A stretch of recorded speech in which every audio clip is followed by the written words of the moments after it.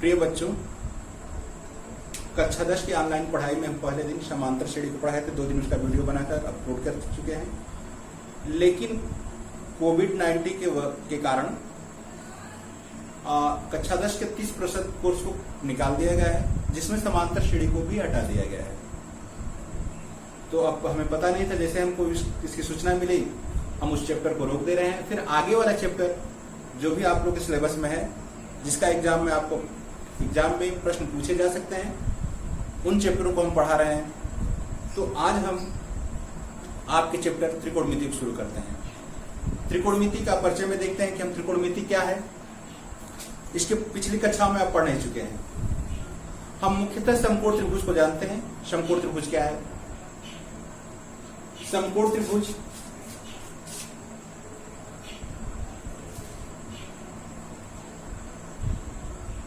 जिसका एक कोण 90 अंश हो, ये समकोण त्रिभुज है। इसमें सबसे बड़ी भुजा को हम कर्ण कहते हैं। कर्ण या उसको हम के से डिनोट करते हैं। नीचे वाला बेस को हम आधार कहते हैं। आधार को हम बेस या समझने के लिए ऐसे ही लिखते हैं, बी से भी लिखा जाता है। इसको हम लंब अर्थात उसी अक्षर एल से डिनोट कर देते हैं। तो समकोण त्रिभुज में भुजाओं का अनुपात मान लीजिए, हम इसको नाम लिखते हैं ए बी सी। त्रिकोणमिति के मुख्य 6 अनुपात होते हैं: साइन, कॉस,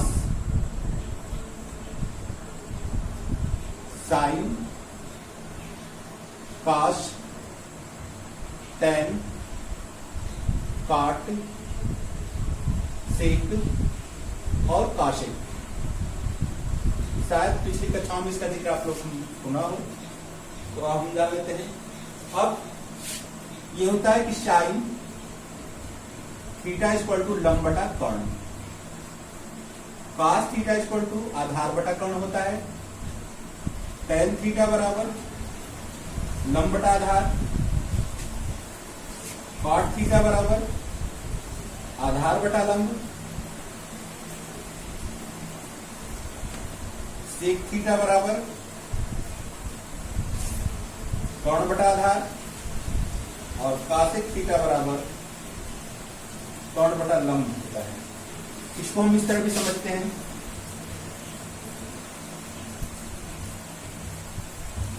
लाल बटा काका। यहां साइन, कॉस, टेन के नीचे काट, कास के नीचे सेक और साइन के नीचे कॉसेक।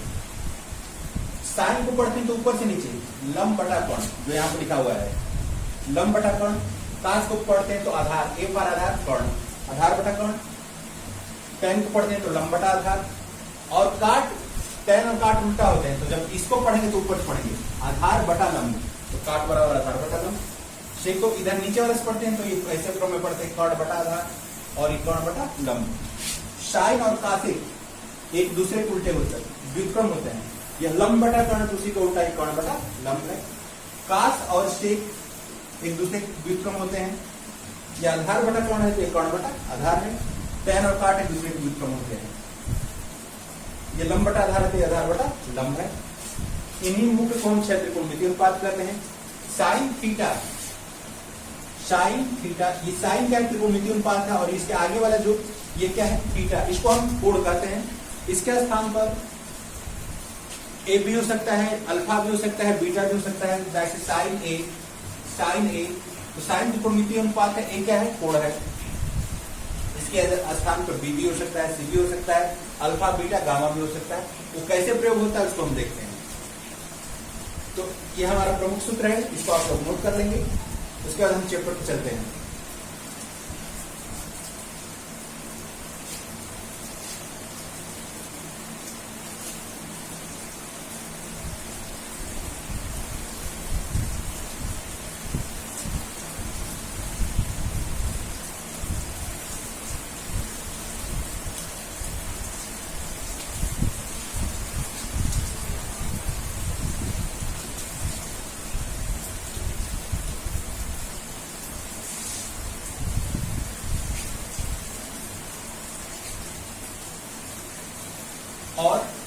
ये समकोण त्रिभुज में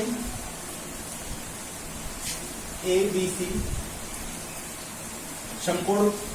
समकोण के सामने वाली भुजा, समकोण के सामने वाली भुजा को ही हम कर्ण कहते हैं। यह लंब और यह आधार। कर्ण तो हमेशा निश्चित होता है, लंब आधार कोण के हिसाब से बदल सकता है, लंब और आधार कोण के हिसाब से चेंज हो सकता है, लेकिन कर्ण कभी नहीं बदलता है।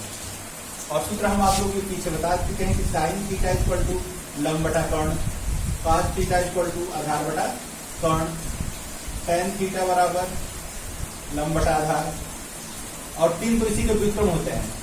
टेन का उल्टा काट होता है, काट को इसका उल्टा कर दीजिए आधार बटा लंब, कास का उल्टा कर देंगे तो सेक होता है, सेक इसका उल्टा कर दीजिए कर्ण बटा आधार, इसी को उल्टा इसका उल्टा कासेक होता है, कासेक कर्ण बटा लंब। अब इस क्वेश्चन को उठाकर हम देखते हैं। क्वेश्चन प्रश्नावली 8A, प्रश्नावली 8A। पहला सवाल दिया है कि पहला सवाल दिया एक त्रिभुज एबीसी में, एक त्रिभुज एबीसी में ए बी बराबर 5 सेंटीमीटर, कोण बी बराबर समकोण है, कोण बी बराबर 90 अंश, ए बी बराबर 5 सेंटीमीटर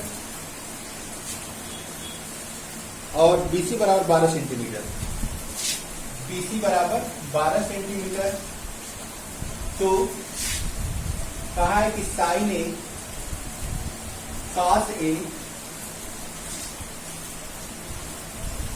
टेन ए का मान ज्ञात कीजिए, टेन ए का मान ज्ञात कीजिए।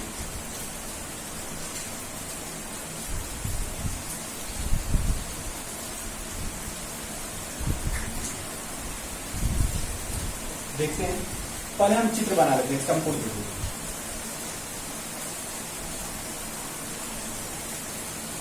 जहां समकोण है तो हम क्या समकोण को कहा है, जहां समकोण बन रहा है कह रहा है उसी को आप बी लिखिए, उसी को बी लिखना है।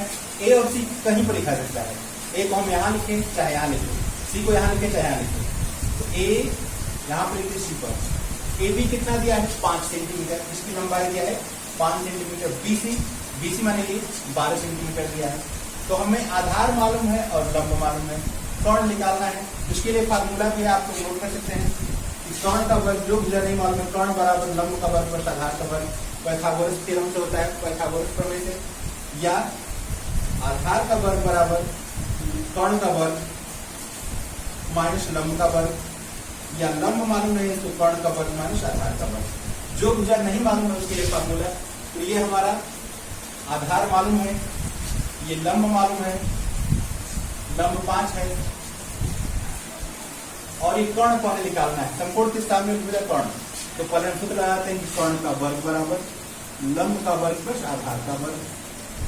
कर्ण का वर्ग, लंब कितना है 5, तो 5 का वर्ग 25, आधार कितना है 12, 12 का वर्ग करेंगे तो 144, तो कर्ण का वर्ग बराबर जोड़ेंगे तो 169, वर्ग हटाएंगे तो इधर का वर्गमूल लेंगे, वर्गमूल लेंगे तो 169 का वर्गमूल 13।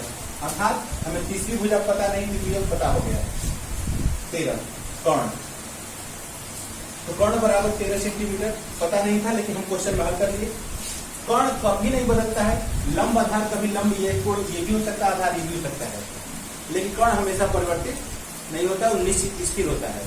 अब कहा है कि साइन ए का मान, साइन ए कॉस ए और टेन ए। अब इस ए का मतलब है कि यह ए क्यों दिया है, तो यहां पर कोण ए यह है, कोण बी यह है और कोण सी यह है। कोण ए माने तो साइन का मतलब होता है कि साइन का सूत्र लंब बटा कर्ण है, हम यही पाए। कोण ए दिया है, यह कोण ए है, तो जिस कोण के लिए देखते हैं, अब इस कर्ण का मान निश्चित है, यहां लिख देते हैं कि कोण ए के लिए, कोण ए के लिए कोण ए के लिए जिस कोण को लेते हैं उसके सामने वाली भुजा लंब होती है। कोण तो निश्चित है, कोण ए के लिए सामने वाली भुजा लंब होगी, अर्थात ये बीसी वाली भुजा लंब हो जाएगी और शेष जो सटी हुई भुजा है, कोण ए से सटी हुई भुजा ये है आधार। जिस कोण को लेते हैं उसके सामने वाली भुजा लंब होती है और उससे सटी भुजा आधार होती है। तो इस चित्र में देखेंगे तो यह और फिर ये बदल जाएगा, ये 5 सेंटीमीटर है तो कोण ए से सटी हुई भुजा को हम आधार लिख देंगे और इसके सामने वाली भुजा ये क्या है, इसको लंब लिख देंगे। तो कोण ए के लिए लंब क्या है, 12 है, आधार क्या है, 5 है और कोण क्या है, 13 है। मान रखेंगे तो लंब क्या रखेंगे, लंब का मान 12 और कोण का मान 13। काश बराबर क्या है, आधार बटा कोण है। तो आधार का मान क्या है, आधार का मान ये है, आधार का मान 5 है, कोण का मान 13 है और 10 में बराबर लंब बटा आधार है। तो लंब का मान क्या है, 12, आधार का मान 5। यदि यही पूछ देता इसमें थोड़ा सा हम देख लेते हैं, ये क्वेश्चन कंप्लीट हो गया है, इस तीनों का मान पूछा था। यदि पूछ देता क्वेश्चन, इसको हम थोड़ा सा बढ़ा देते हैं, यही सवाल होता है। तो हमें तीनों भुजा मालूम है, 13, 5 और 12। कहता कि साइन ए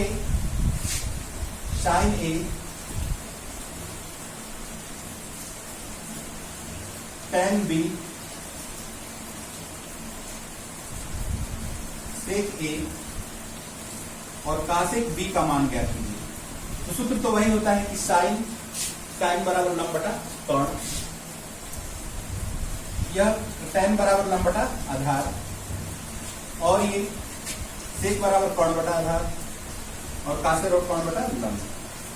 तो जितना भी कोण है सबका मान तो वही रहेगा। कोण सबसे बड़ी भुजा की कोण होती है 13। अब ए के लिए लंब क्या होगा, ए के लिए लंब, कोण ए के लिए लंब क्या होगा, उसके सामने वाली भुजा 12, ठीक है ना। और यहाँ पर बी नहीं है, इसलिए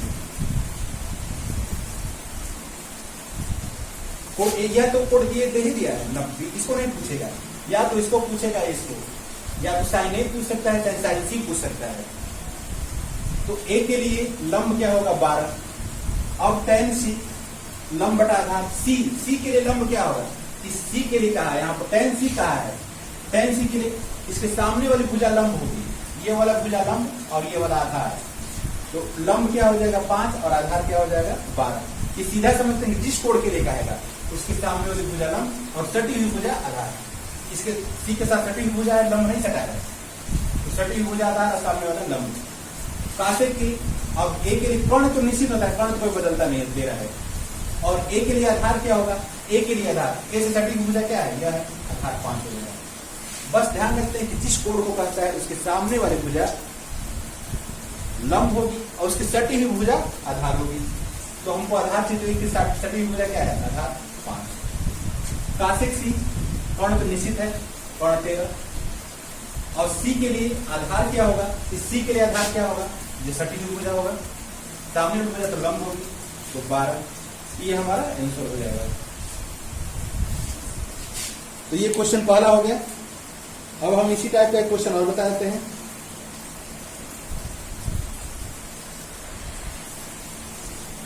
क्वेश्चन नंबर 4 देख लेते हैं। दिया है समकोण त्रिभुज एबीसी में कोण सी समकोण है। क्वेश्चन नंबर 4 है कि त्रिभुज एबीसी में कोण सी समकोण है।